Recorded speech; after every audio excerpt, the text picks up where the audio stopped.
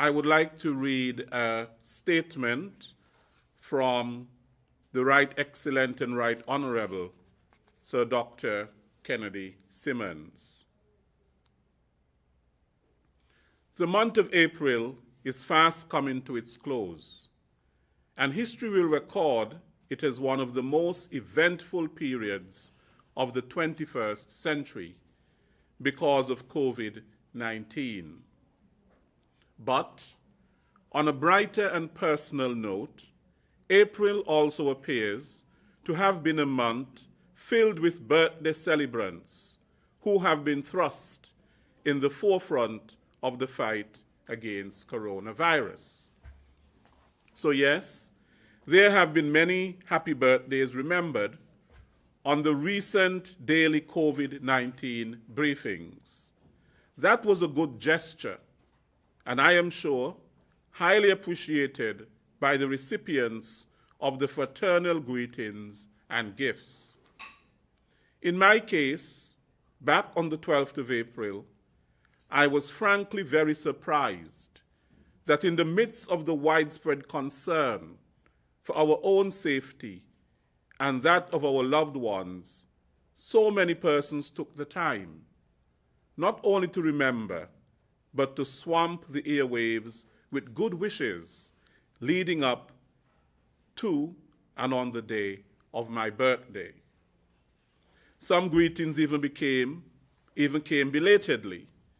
I wish to thank all those persons who sent birthday greetings and good wishes. On that day and every day, I am simply thankful to be alive. I had a very eventful day. It began with attendance at the Wesley Methodist Church Easter Sunday service. That was followed by service at the Antioch Baptist Church. In the afternoon, I attended a concert by the Charles Wesley St. Michael Singers. At this chapter of my life, these are small but important experiences of enjoyment that feature on my social calendar. My own celebrations of life, however, afforded me the opportunity to reflect and focus on the future of our country, especially as we confront this silent but deadly enemy of COVID-19. I offer my deepest sympathies for the family and friends who have lost so many of their loved ones in recent weeks. We in St. Kitts and Nevis, on the other hand, and at this time, have much to be thankful for, given the present state of the coronavirus at our shores.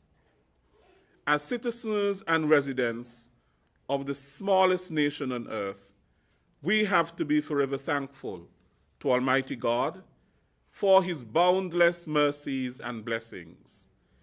We must also be thankful for those who are the instruments of his grace and mercy here in our federation. I am thankful for the proactive leadership of the Prime Minister, the Honorable Dr. Timothy Harris, and his cabinet for their early and decisive action to protect all of us in the federation.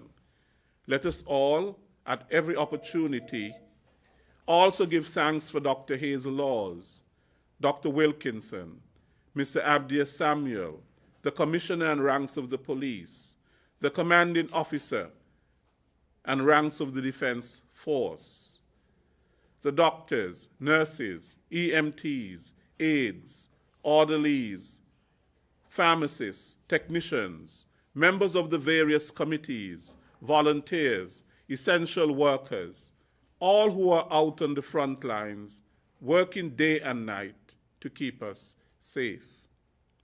We owe them all a tremendous debt of gratitude. However, I am beginning to sense some impatience, frustration, and even complacency creeping in because of the realization that we are doing well compared to many other countries. This is not the time to let down our guard. It only needs one symptomless person with the virus to escape our vigilance. and before you know it, our last state can be worse than the first. There is one statistic which amazes me. That is the number of persons released from quarantine, 686 to date, with 15 confirmed cases. Think of the diligent, conscientious, and persistent work which would have been involved in the contact tracing and surveillance to have quarantined in excess of that number in the first place. Dr. Laws, Hazel Laws, is doing an amazing job in the vanguard of our battle to protect the lives of our citizens and residents from the ravages of the COVID-19 virus. Let us all do our part to protect ourselves and each other. Wash hands, practice physical distancing, wear masks in public, abide by the curfew regulations. Please do not stigmatize anyone. It could have been you or any of us. Remember, we are all in this together, and in the spirit of patriotism, let us all continue to put our country above self. That was a statement from the Right Excellent and Right Honorable Sir Dr. Kennedy Simmons. We express our gratitude to the leadership of the COVID Task Force and supporting teams who continue to do a fantastic job in providing steadfast leadership to combat the spread of the coronavirus. Flow remains committed to our mission to keep our customers connected while ensuring the safety of our employees and their families. As a company, we are deeply invested in the communities that we serve, and now more than ever, we understand the importance of providing a reliable network to enable our government, healthcare providers, educators, and businesses to maintain vital connectivity to their operations and stakeholders. Whether it is working from home via virtual meeting platforms, learning digitally for students now being homeschooled, or simply helping to ease moments of anxiety by connecting our customers to families and friends, home and abroad, we are all in this together, and we are happy to be your partners in ensuring that you stay connected. With so many people being affected by COVID-19 and experiencing significant challenges as a result, we immediately responded by implementing measures to protect and support our people, customers, communities, and government. We did this by initiating work-from-home initiatives. We provided customers with option to access our services even on lockdown days from the safety of their homes via our WhatsApp virtual store. This service can be accessed by sending your requests via WhatsApp to 669-3569 for customers in St. Kitts and 668-3569 for customers in Nevis. We have enhanced our cleaning and hygiene protocols across our facilities, including our 2 retail stores. We have installed and are installing physical barriers in our retail stores with protective equipment for our staff and customers, and we have been vigorously enforcing the social distancing protocols. We continue to promote our online and digital payment tools to ensure that we provide our customers with a safe option to pay their bills. These include the MyFlow mobile app, which allows our customers to access their bills, make payment, log faults, subscribe to further services, and customers can also access our payment portal by visiting myflow.discoverflow.co, where you can access your bill, sign up for your e-bills, and also make payments to your bills. Payments can also be made via any of the online banking portals, And we have also made facility available at Rams and Best Buy via our check drop box, where customers can make payment via check. In response to the requirement of homeschooling, we executed the following to assist all students of the Federation. Provided free flow study to all students in the Federation. All students have free access regardless of the telecoms provider that they're with. This award-winning education platform also has been enhanced to include 500 videos. These videos offers content for age groups starting at 5 to 18, covering primary to CXC subjects in the secondary level. To date, more than 11,000 students and parents have activated this plan and have placed St. Kitts at the second highest subscribed territory amongst our cable and wireless territory, with only Jamaica being the highest.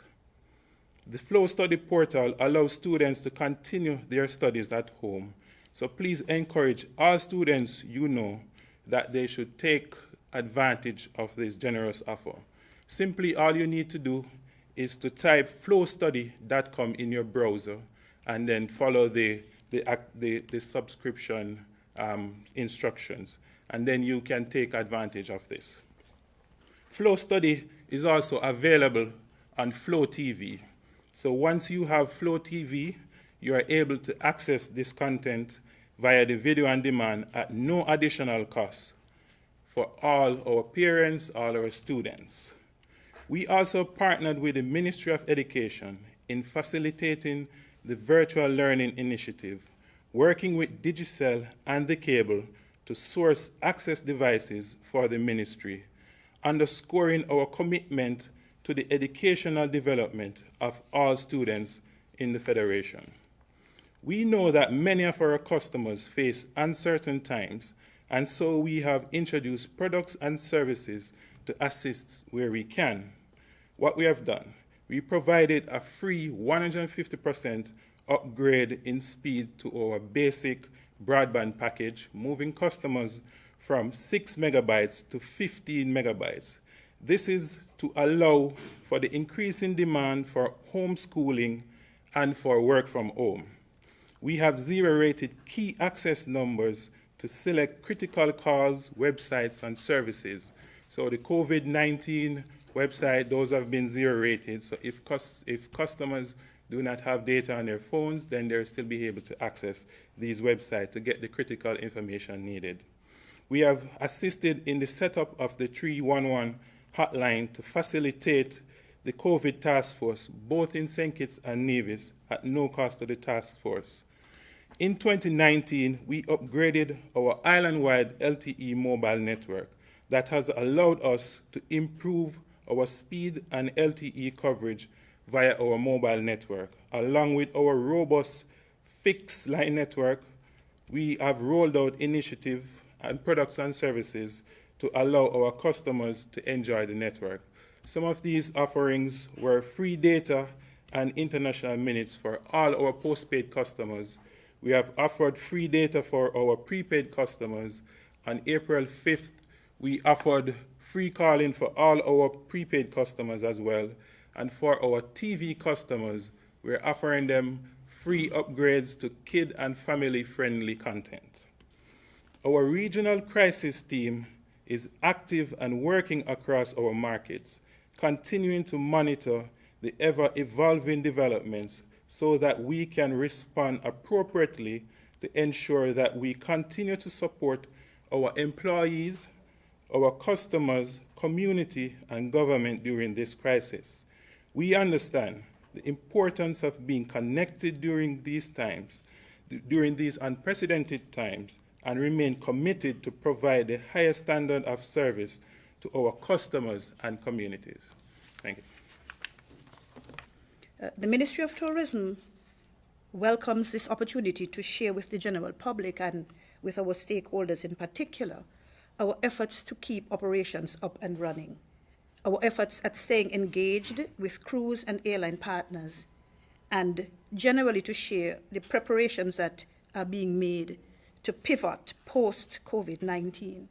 I also want to take this opportunity to commend the COVID-19 task force on the exceptional job that they have been doing in coordinating efforts to keep us all informed during this crisis.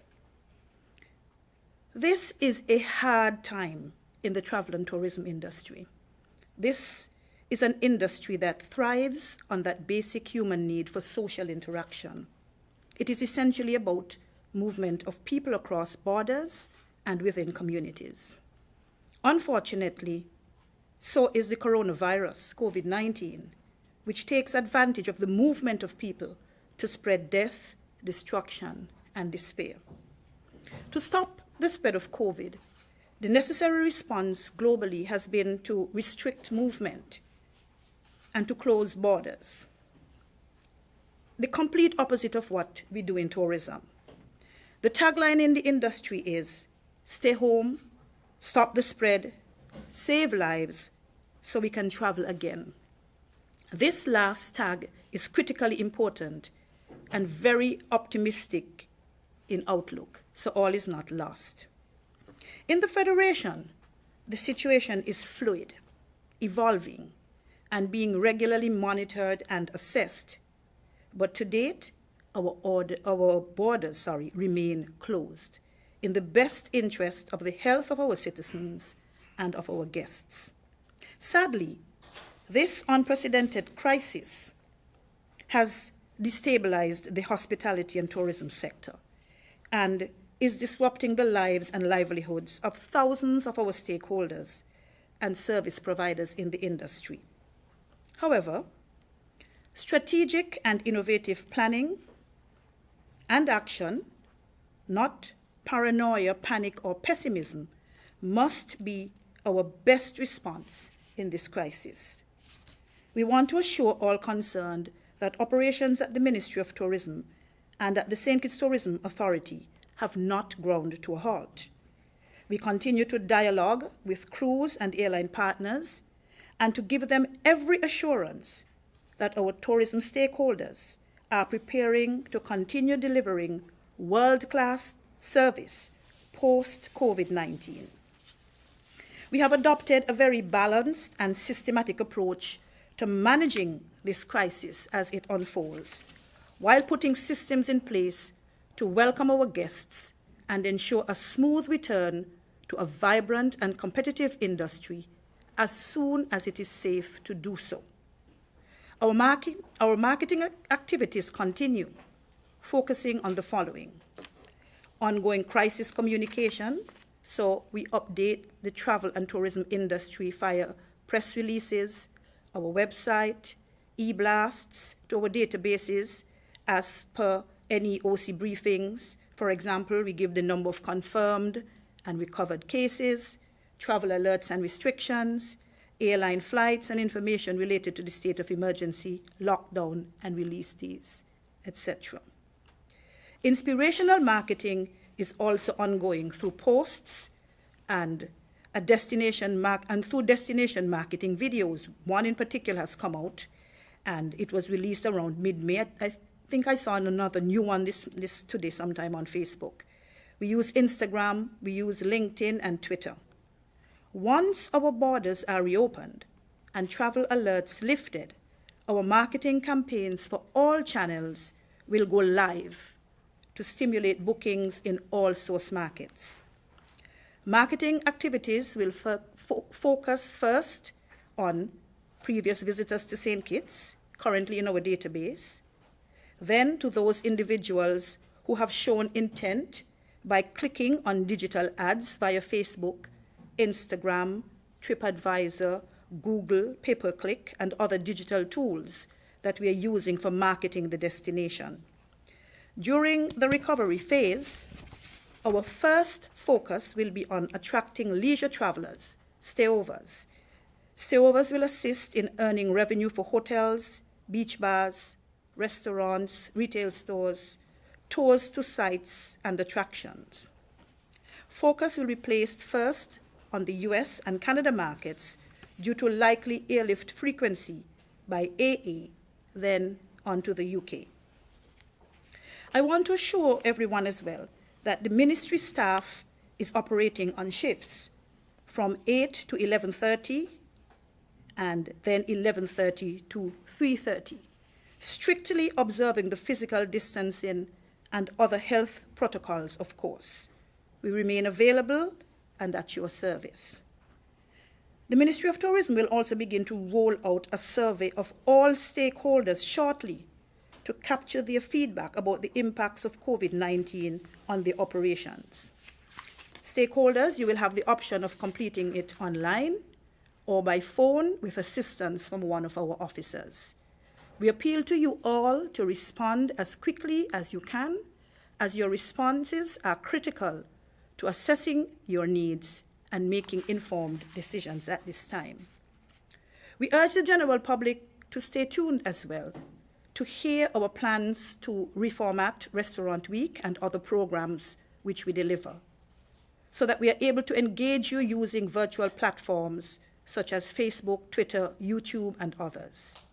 Additionally, staff both at the ministry and at Eco Park have been enrolled in a number of tourism-related online courses, and over the next few months, we will be retooling and sharpening our skills in preparation for what we feel is going to be a new tourism landscape when the industry does rebound.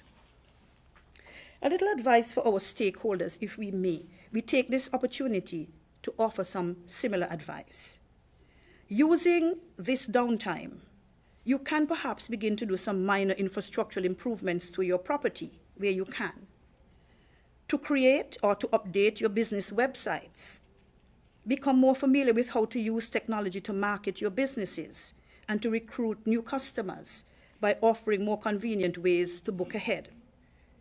Regularly post videos and updates on our iconic sites and attractions, for example, ongoing upgrades that are taking place at Black Rocks, at Cockleshell, and at Eco Park. Stay in touch with guests who would have enjoyed your services in the past. Look for opportunities to form partnerships with other businesses in the industry, for example, restaurants with farmers, taxis with tour guides, so you design unique and exciting packages for the season ahead. Repurpose your business where you can, so you keep yourself and others employed and bring in some level of revenue. Just yesterday, I heard Pearson Trade speaking about businesses that are now making hand sanitizers. Many of us have been purchasing them. Some are making masks. Others are offering delivery services for supermarkets and restaurants who are offering takeaway. And I want to implore us as consumers to support these businesses. And you can also use the time that you have on your hands now to flesh out those ideas that you may have been putting on the back burner for quite some time. What about very affordable staycations, day and weekend passes, or other special packages for locals? Even when restrictions are lifted, travel is not likely to kick in immediately. Let's take a serious look at how we can entice the local market to explore and discover the destination. We are also advising that you begin now to mentally prepare for your operations in the early days of the recovery. It won't be business as usual. The industry will have to be very proactive and very conscious about basic health and wellness practices.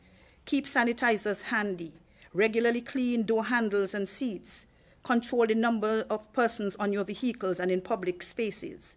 These are the things that will reassure our guests that we are a responsible destination, taking every precaution to keep them and ourselves safe. These are just a few strategies that should help to tide you over, keep you a few steps ahead, and keep the destination competitive when the industry begins to rebound. The global tourism community continues to rally together, and the industry has proven to be very resilient and robust in the face of terrorism, natural disasters, and other crises. So there is still much room for hope, even as we endure and keep our distance. For now. Predictions are that the Caribbean will be among the first to rebound.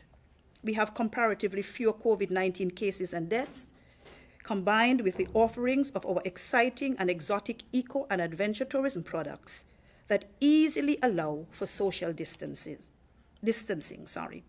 Over the past 5 years, our tourism product has done exceptionally well. Phenomenal growth in both cruise and stayovers. We received several accolades and recorded a number of milestone achievements. We will not lose that momentum. We stick together in the good times and the not so good times.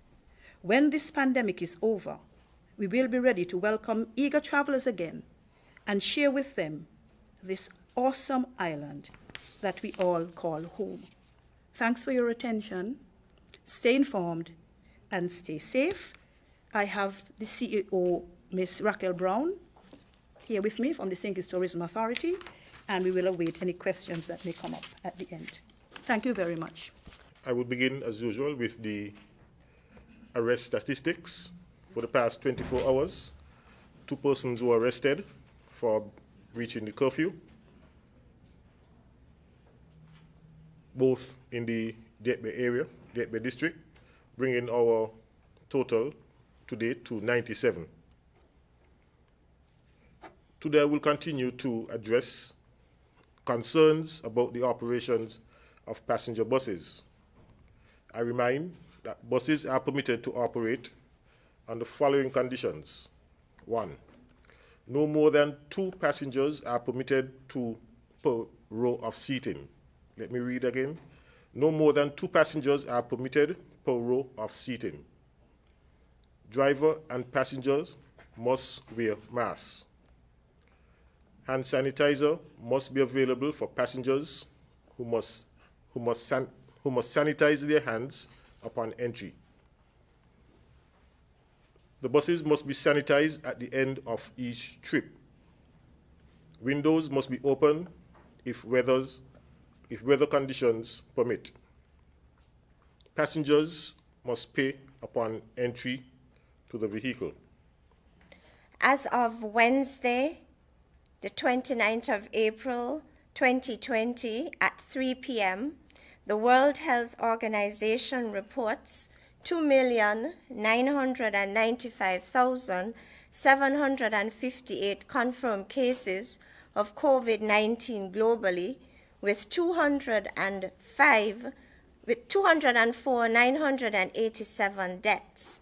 To date, 293 persons have been sampled and tested, with 15 confirmed positive, 271 confirmed negative, and 7 results pending. This afternoon, I want to inform you that 6 confirmed cases have recovered. I repeat, 6 confirmed cases have recovered. To date, we have 0 deaths.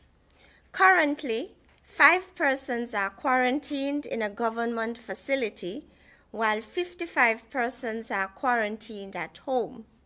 9 persons remain in isolation, while 688 persons have been released from quarantine. While there is currently no cure for coronavirus, there are some steps everyone can take to help support their natural defenses against viruses like this one. The body's immune system is what helps to fight off these pathogens. There are a number of ways in which you can support your own immune system to make it as strong and effective as possible, including the following. Eat more fruits, vegetables, and leafy greens. Fruits and vegetables contain high levels of antioxidants and nutrients which boost the production of cells which support the immune system. Aim to consume at least 3 servings of fruits and vegetables daily. Number 2, get more sleep. While we sleep, our body repairs and builds our immune system to fight off viruses. Aim to get at least 6 to 8 hours of sleep daily. Sunshine increases vitamin D. Our body creates vitamin D from direct sunlight on our skin when we are outdoors. Studies show that vitamin D activates the cells which help to fight infection. Aim to get 1 to 2 hours of direct sunlight per day to get your fill of vitamin D. Exposure to sunlight is preferred at the beginning and at the end of each day to minimize the harmful effects of ultraviolet light on your skin. Practice good hygiene. Proper hygiene, such as washing hands regularly, using a disposable tissue when blowing nose or coughing into your flexed elbow, will help to decrease the spread of viruses. Aim to wash your hands after touching contaminated surfaces. Reduce your stress levels. Stress can suppress the immune system and interfere with the infection-fighting ability of your white blood cells, making you more prone and susceptible to contracting illnesses. This can be done by developing coping mechanisms, such as keeping in contact with close friends and relatives who provide positive emotional support to reduce stress levels and avoid unnecessary worry about things you have no control over. Stay positive. A positive attitude can improve your immune system and may help you live longer. See the cup as half full as opposed to half empty. Always remember the things you are thankful for and adopt an attitude of gratitude. Remember, each of us have our part to play in protecting our lives, ourselves, and others from this disease. Continue to engage in the social distancing measures currently in place. Eat well and boost your own immune system. Engage in effective hand washing practices. And finally, wear masks in public spaces. By adhering to these practices, we will see positive outcomes and win the fight against this invisible enemy. I want to use this opportunity to remind you that our national statistics and other COVID-19 related information can be found at the official website www.covid19.gov.kn, the St. Kitts Health Promotion Unit Facebook page, and the St. Kitts Health Promotion Unit YouTube channel and Instagram. Thank you. 311 would have processed a total of 20 calls, 17 on St. Kitts, 3 on Nevis. 911, 64 calls, 32 for police matters, 4 EMS matters, and 28 for general information. The NEOC on St. Kitts would have processed 11 calls for the past 24 hours, 1 for assistance, 8 requesting permission to travel during the lockdown days, and 2 for general information. Nevis EOC would have processed 14 calls for the past 24 hours. First of all, let me just address the recent announcement from the Tourism Authority in relation to American Airlines. American Airlines reloaded the flights, and they have announced that into the schedule that they will resume. However, they cannot resume if the border remains closed. So therefore, they're just doing what an airline does, which is they load their schedules. Of course, if the borders are closed, American Airlines will not be resuming their flights. I hope I have clarified that for everyone. That goes for any other airline that would be coming to St. Kitts. However, American Airlines is our main carrier, and they do have a responsibility to provide this information. So they're doing what they would normally do and load the schedule ahead of time. But if the borders are not open, they cannot come to St. Kitts through RLB. The next question was in relation to what would be the requirements. We'll have to work definitely with the Ministry of Health because everyone understands that with COVID-19, it is a social virus. The flight from Miami is 2 hours and 45 minutes. And so there are precautions that will have to be taken at the Miami end and also on the receiving end. We also have to ensure that the safety of everyone is important. It's not just about the visitors, but we can't have the visitors come to St. Kitts and Nevis and create a health situation. So we have to ensure, working with the Ministry of Health and working with our airline partners, that we meet the criteria that are going to be set out to ensure that there are no risks to health and safety to anyone in the Federation.